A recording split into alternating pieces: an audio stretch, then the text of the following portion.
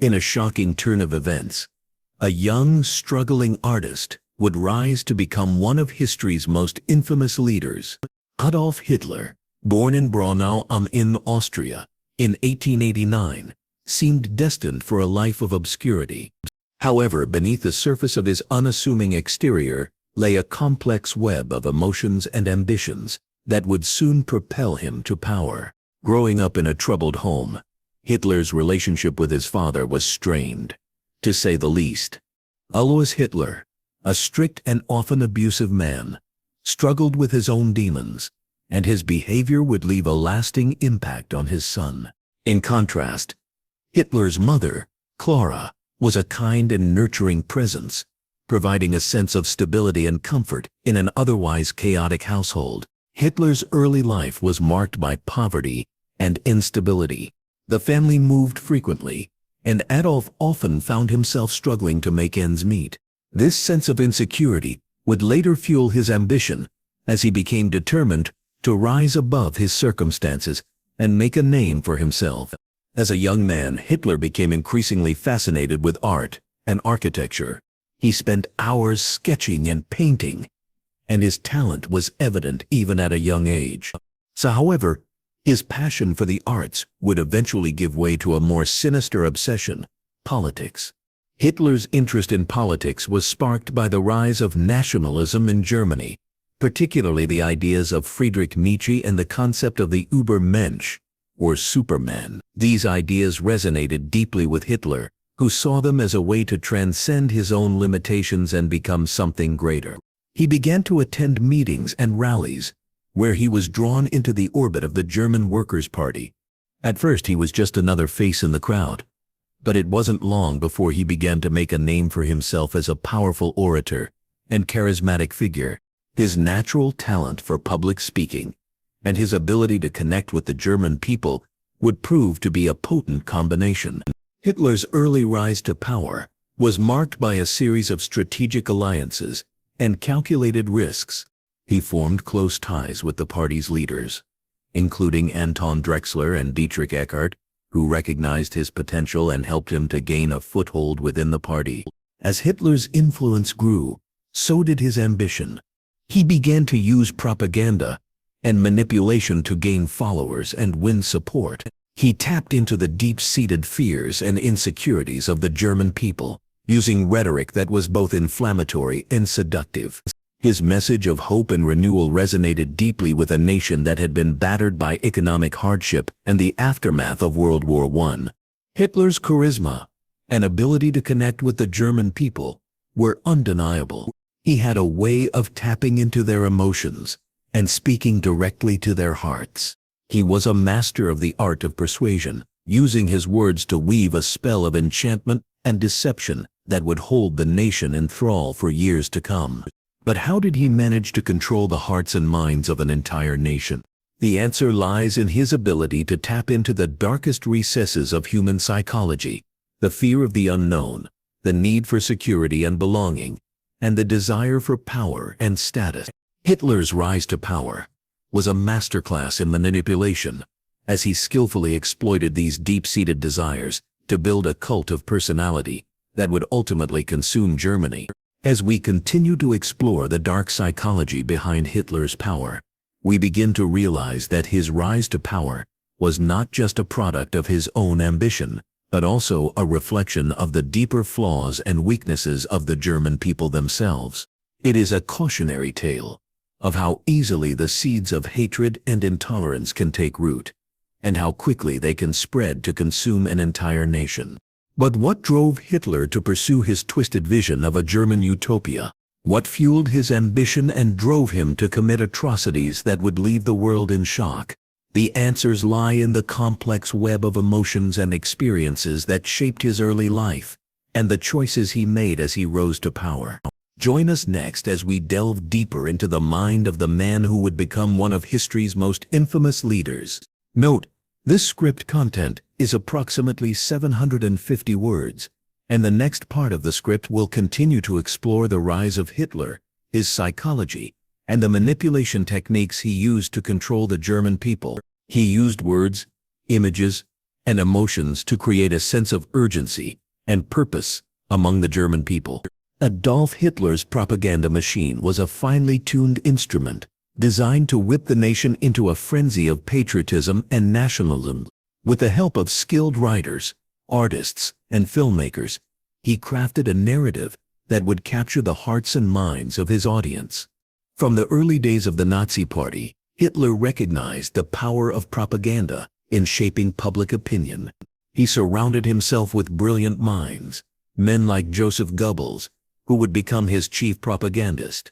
Together they created a vast network of newspapers, radio stations, and film studios, all dedicated to spreading Hitler's message.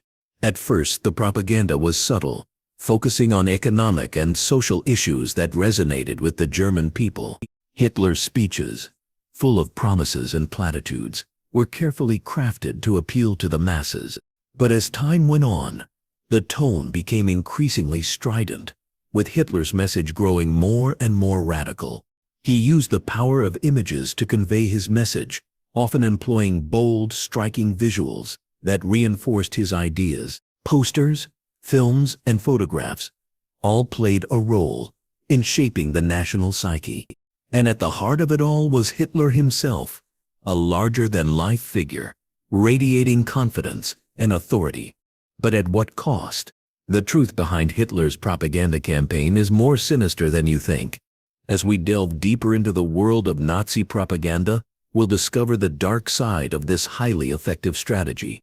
We'll see how Hitler's team used lies, half-truths, and emotional manipulation to shape public opinion and manipulate the masses. One of the most striking aspects of Nazi propaganda was its ability to create a sense of national identity. Hitler's team crafted a narrative that emphasized the superiority of the German people, highlighting their unique cultural heritage and values.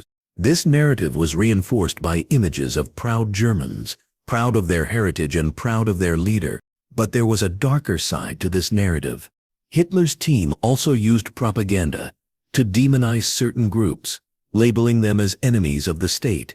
Jews, communists, and other minority groups were singled out for special attention, with Hitler's team portraying them as a threat to German society. The result was a climate of fear and paranoia, with many ordinary Germans becoming embroiled in the Nazis' campaign of hate. As we explore the world of Nazi propaganda, we'll see how Hitler's team used lies and half-truths to shape public opinion. We'll examine the role of fake news, propaganda, and disinformation in spreading Hitler's message. And we'll look at the ways in which Hitler's team manipulated emotions, using fear, anger, and nostalgia to whip the nation into a frenzy. From the early days of the Nazi Party, Hitler recognized the power of propaganda in shaping public opinion. He surrounded himself with brilliant minds, men like Joseph Goebbels, who would become his chief propagandist. Together they created a vast network of newspapers, radio stations, and film studios, all dedicated to spreading Hitler's message.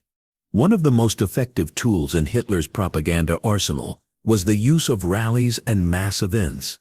These events were carefully staged to create a sense of excitement and energy, with Hitler's team using every trick in the book to whip the crowd into a frenzy. The result was a sense of community and belonging, as thousands of ordinary Germans came together to celebrate their leader and their nation. But there was a darker side to these events. Hitler's team used the rallies and mass events to spread hate and intolerance, demonizing certain groups and promoting a climate of fear and paranoia. The result was a nation in chaos, with many ordinary Germans becoming embroiled in the Nazis' campaign of hate. As we continue our exploration of Nazi propaganda, we'll see how Hitler's team used the power of media to shape public opinion.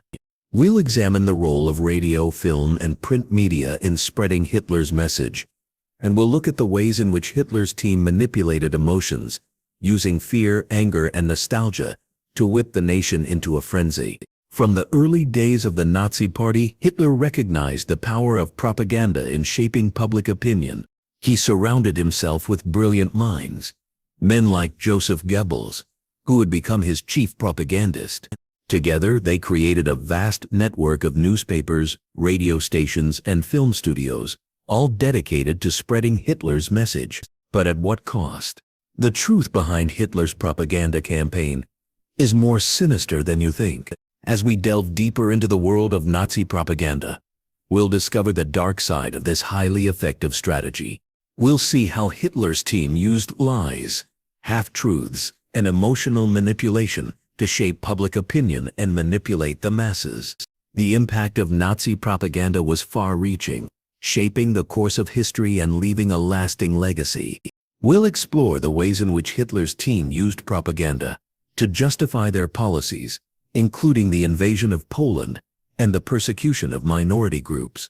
We'll examine the role of propaganda in shaping public opinion, and we'll look at the ways in which Hitler's team manipulated emotions, using fear, anger, and nostalgia to whip the nation into a frenzy. As we conclude our exploration of Nazi propaganda, we'll see the devastating impact of this highly effective strategy. We'll examine the ways in which Hitler's team used propaganda to shape public opinion, and we'll look at the ways in which they manipulated emotions, using fear, anger, and nostalgia to whip the nation into a frenzy. But there's more to the story. As we continue to explore the world of Nazi propaganda, we'll see the ways in which Hitler's team used propaganda to justify their policies. We'll examine the role of propaganda in shaping public opinion, and we'll look at the ways in which Hitler's team manipulated emotions, using fear, anger, and nostalgia to whip the nation into a frenzy. The power of propaganda is a double-edged sword. On the one hand, it can be a powerful tool for shaping public opinion and promoting positive change.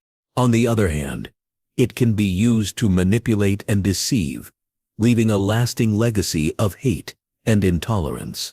As we conclude our exploration of Nazi propaganda, we'll see the devastating impact of this highly effective strategy, and we'll examine the ways in which it can be used for good or for ill. He played on their fears, their hopes, and their desires, creating a cult of personality that would change the course of history. Adolf Hitler's rise to power was as fascinating as it was terrifying, and at the heart of his success lay a masterful understanding of human psychology. Hitler's manipulation tactics were not limited to grand speeches or public appearances. He knew that the key to controlling 80 million people lay in their individual minds, and he set out to create a sense of dependence and loyalty among his followers.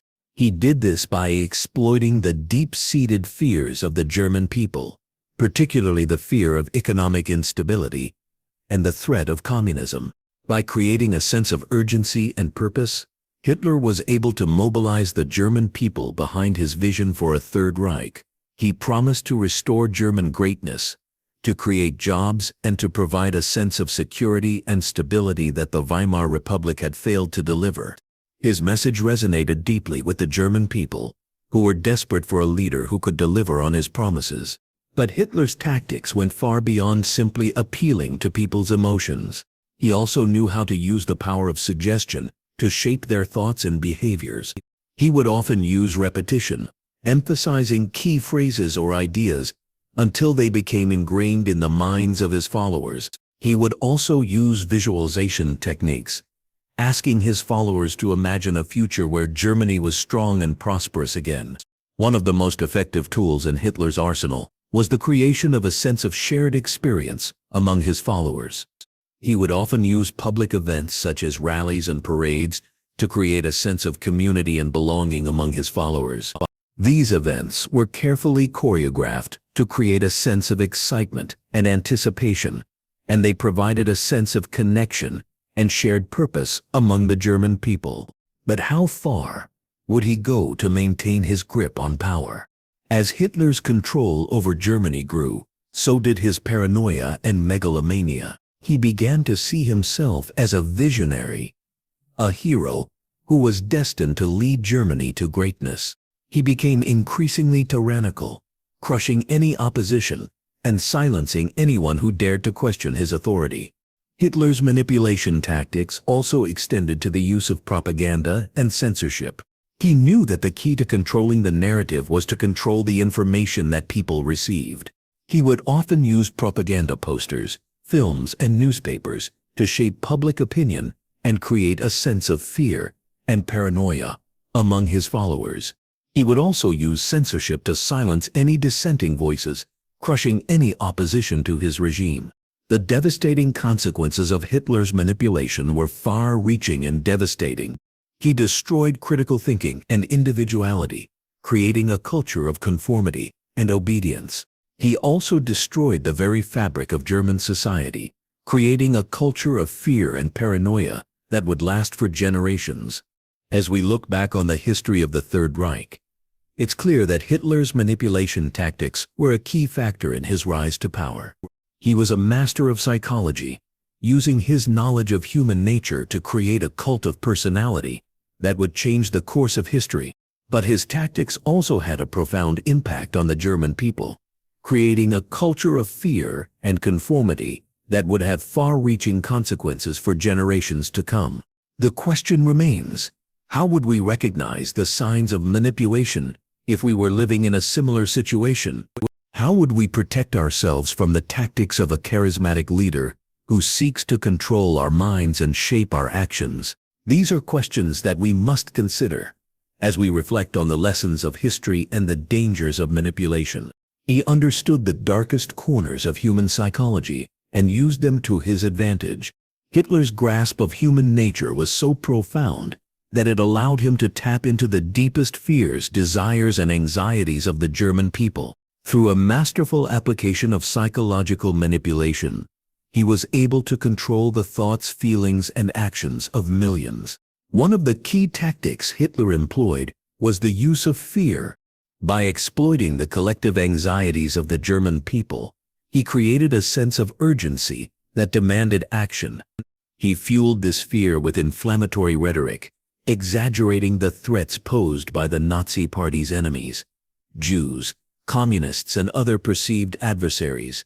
As the propaganda machine churned out image after image of otherness, Hitler skillfully exploited the deep-seated fears of the German people, transforming them into a potent force for conformity and control.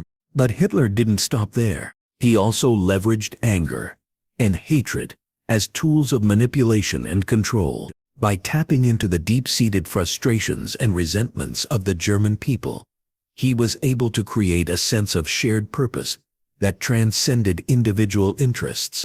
The us versus them mentality that emerged during this period was a potent force, driving the Nazi Party's aggressive expansion and the devastating consequences that followed. The devastating consequences of Hitler's use of psychological manipulation are etched into the very fabric of history. Entire communities were destroyed, their populations decimated by the relentless tide of hatred and violence. The systematic persecution of Jews, Romani people, and other minority groups left deep scars that still linger today. And yet, even as we recount the atrocities committed under Hitler's rule, we must confront the darker aspects of our own nature. But what drove Hitler to use such ruthless tactics, and what does it reveal about human nature? Was it a product of his own twisted psyche? Or did he tap into a deep-seated reservoir of violence and aggression that lies within us all? These questions have haunted historians and psychologists for generations, and the answers remain as elusive as ever. As we consider the darkest corners of human psychology, we're forced to confront a disturbing truth, that even in the face of overwhelming evidence, we can still be swayed by the most base and primal of human emotions. Hitler's rise to power serves as a stark reminder that our own capacity for self-deception and manipulation is far greater than we might care to admit. And it's this realization that should give us pause as we consider the lessons of history and the dark psychology that lies at the heart of human nature. The legacy of control. The lessons of Hitler's control are more relevant today than ever before. As we continue to navigate the complexities of modern society, it's essential to understand the lasting impact of his methods on German society and culture. The aftermath of World War II saw a Germany in ruins, its people struggling to come to terms with the atrocities committed in their name. But beneath the surface, a more insidious legacy persisted. A culture of fear, suspicion, and blind obedience. Decades after the war, the echoes of Hitler's control still resonated through German society. The once thriving Jewish community was all but exterminated, leaving behind a void that would take generations to fill.